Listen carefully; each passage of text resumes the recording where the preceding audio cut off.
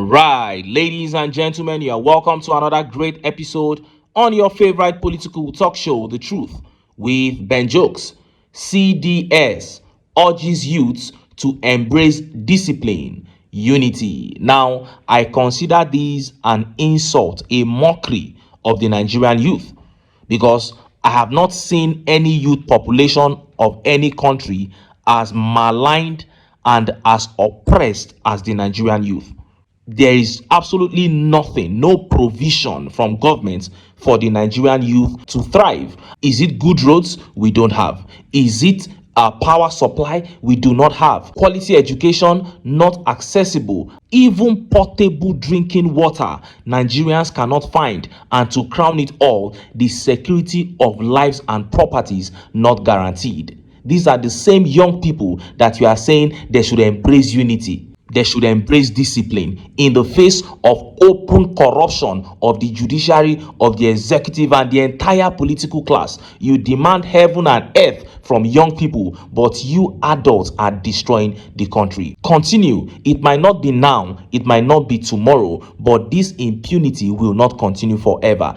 One day Nigerians will eventually rise up against this evil political class. Now, let us look at the top stories. First is that very heartbreaking story coming out of Benue State. The government of Benue State released a statement that hurt Nigerians regarding insecurity in Benue State. And next is that very big update that shook the obedient family and the entire nation. Peter Obi falls sick, and following his doctor's advice, he will be taking a rest for a while. This one shocked the entire nation because it is unusual for Okute to fall sick. But the development has generated different dimensions of debate in the political media space. Before I show you details of these top stories and how Nigerians reacted, let me quickly show you this video. This is a very heartbreaking video. A so-called political analyst spewing nonsense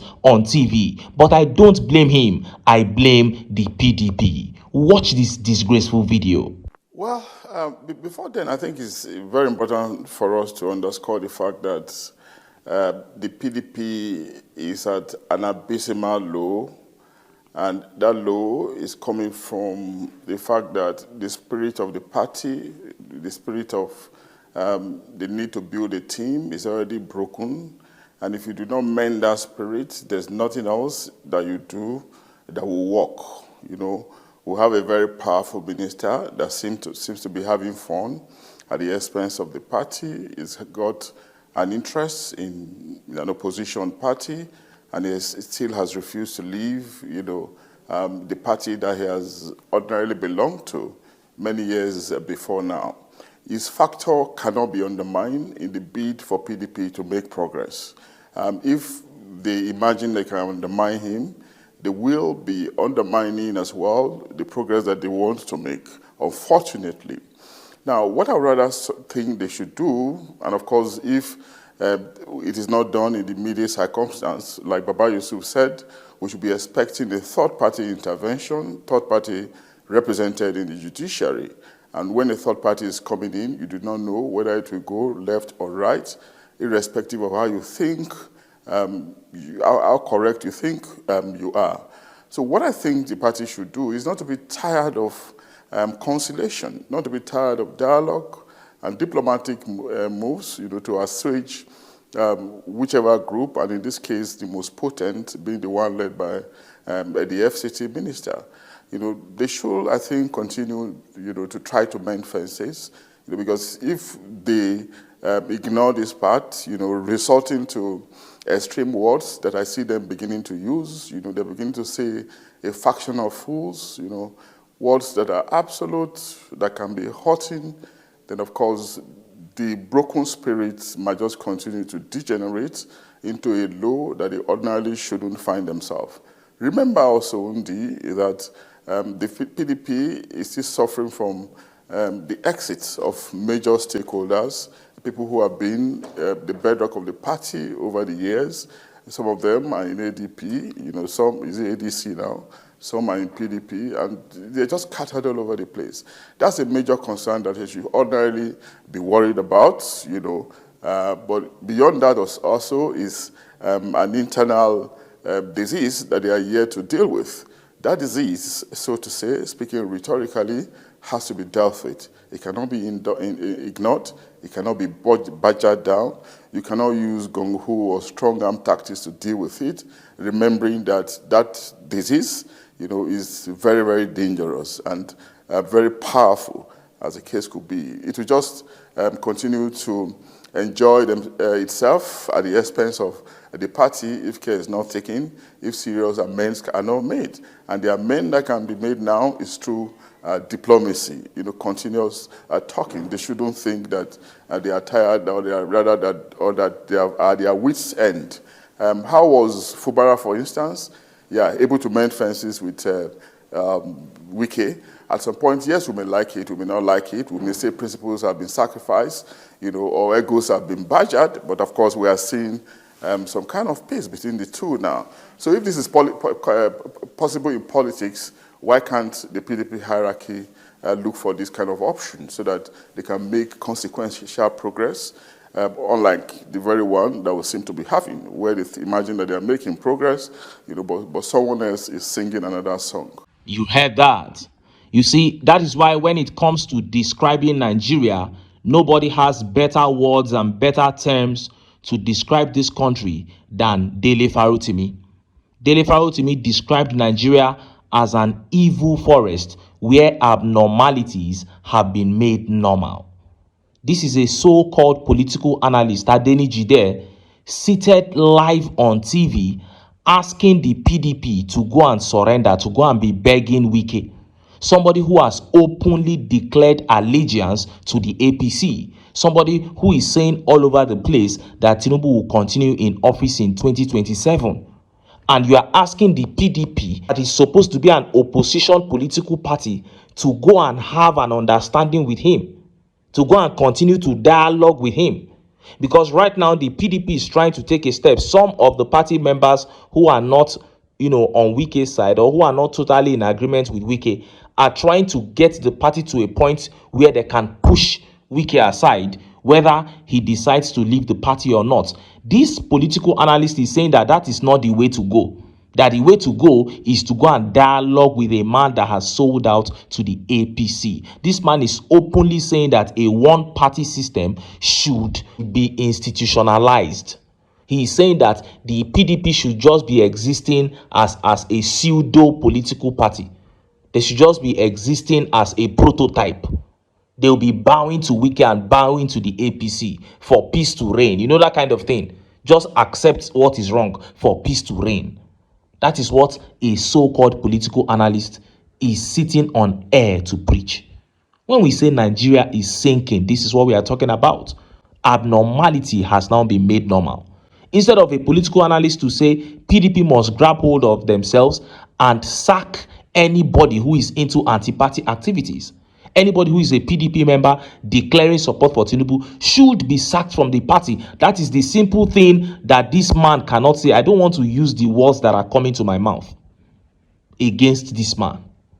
It is pathetic. And I believe strongly that this man, Adeni, is an agent of the APC. And that is why we keep saying for this country to move forward, we must get rid of the APC, because they have infiltrated every facet of this country with their evil venom. Now, let us look at the top stories. First is that disgusting one coming out of Benue State, a very annoying update. And next is that very big one that shook obedience and the entire nation. Peter Obi announced that he will be taking a leave because he fell sick. And this has generated tension and debate all through Nigeria. Let's start by taking that update from Benue State. Look at how the papers reported it. Now, I'm just going to take the headline, and it says 76 security personnel killed in Benue over past year.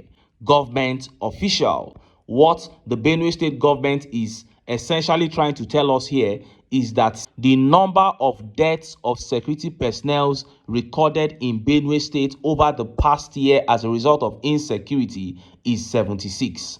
Now, 76 is a great number. Even 2, 3 are great numbers when it comes to casualties. But is that the real number? It is not. When you leave out the real number, then it becomes a crime. Nobody is waiting to hear a large number so that he can celebrate the deaths of security personnel. But when you lie about people who swore to defend the country with their lives, you are spitting on their graves. And I brought this update here because of some people who will say that we are not patriotic when we take some positions, like when they were trying to recruit young people into the army and young people were saying no. And we supported the fact that young people were saying no. They said we were not patriotic. That is not the case. These people cannot even recognize that people were killed. They are trying to cut down the number to make Tinubu administration look good. So if it is all about Tinubu, you are cutting down number, you are lying about people's lives, then why should people join the military? This is the simple truth. These people don't care about Nigerians, and anybody who loves his life should avoid working with this government as much as possible. And just as Nigerians were yet reacting to that big update from the obedient camp, from the Peter Obi camp, began making the rounds. Look at how the papers reported it.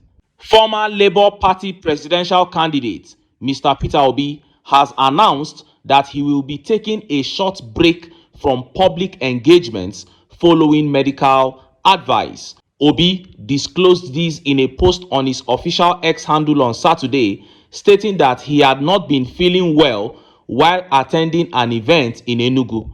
According to him, a doctor prescribed medication and recommended 1 or 2 days of rest. In obedience to the doctor's advice, I will not be able to meet up with all my scheduled engagements within and outside the country this weekend. I sincerely apologize for any inconveniences this might cause and humbly plead for understanding, Obi wrote. And Voice of Conscience here said, that will be good because we have been worried about him not taking a rest. Now, I'm going to come back to this comment as my explanation goes on. As soon as this update dropped from Peter Obi, a lot of speculations began. Some people said, are we sure that the sickness is not worse than what Obi has described? Some people said, well, he has been going all around Nigeria, basically acting like the president since the election ended in 2023, that it is good if he decides to take a rest now. Well, first of all, Okute has just shown that he is human like every one of us, because it came to a point we began to wonder if this man, if it is blood that is running through his veins, the way he is just going around all the country making impact everywhere. But now he has fallen sick, and I can assure you that the sickness is not worse than what he has described. There is absolutely no cause for alarm. 12 to 24 hours of rest and he'll be fully back and fit. All is perfectly well. Of course, he has also shown statesmanship by using Nigerian doctors. All these other politicians, once they feel the slightest of headaches, they are out of this country. But Obi fell sick, and then he used a Nigerian doctor, took the prescriptions of the Nigerian doctor, and then followed the medical advice of the Nigerian doctor. And as we speak, he is in Nigeria resting. He's not going outside the country. And then coming back to that comment, in the last 2 spaces we held with Peter Obi, we all suggested that he should take time to rest, because whether we like it or not, no matter how strong the man is, he's 64 years old, and he's not going to carry the entire problems of Nigeria on his head. We need him alive and strong in years to come. Yes, because he is already an institution that must be protected. So he said he's going to rest for a day or 2. I think he should go a week or 2. Even before he declared this break, I had suggested here that he should reduce the public engagements and the visiting of IDPs and all those places. I think most of those things at this point should be delegated to the strong members of the obedient family. Just wear your vests with the obedient logo and everything, Peter Obi, on it, and then you can do all of these things. Obi has done enough. Patriotic Nigerians already know the kind of person that he is. And of course, I'm not saying he should stop totally. What I'm saying is he should start taking time to rest. They are very, very brilliant, intelligent members of the obedient family that can represent Peter Obi at meetings. That should begin to come in at this point. Even sometimes when they respond to certain criticisms, it shouldn't be Peter Obi responding. It should be some other people responding, like the way Bolaji Abdullahi is doing for the ADC, the National Publicity Secretary. Obedience should have all those kind of hierarchy. There should be National Publicity Secretary, because this is an institution that is as big can be. So we should be able to we should start looking towards that direction. And another, conspiracy theory that came out of the obedient family, some people, I think they meant it humorously, said the Peter Obi illness claim is not real, that he's just saying that to show Tinubu how you should act when you are sick, that you should be treated by Nigerian doctors and you should remain in Nigeria, that he is not actually sick, that he just said that to teach Tinubu what to do. Well, I don't really go with that. I don't think Okute is dishonest. I don't see him as somebody who can come up with such a skit, with such a gimmick, such an antique to prove a point. It is people in the APC camp that do things like that. Peter Obi's points are clear. He makes them clear verbally. He doesn't need to go that dirty route to prove such a point. But of course, Obi remains the biggest political figure in Nigeria right now, and anytime anything concerning him comes up into the media, there are always various differential suggestions and opinions from all over the country, and this is no different. But I believe strongly, and I know for a fact, that it wasn't a serious sickness. The man was just feeling a little bit unwell, and the doctor had to tell him to rest because it came from too much stress of going around. Quick recovery. I wish His Excellency Peter Obi. I know that by tomorrow or next, the man will make a big public appearance to show us that he is well and kicking. Nothing is going to happen to Peter Obi. He represents the hope for Nigerians at this critical time. And I pray and I hope, as I've always done, that Nigeria will experience a Peter Obi presidency so that we can know what it means to have leadership in place.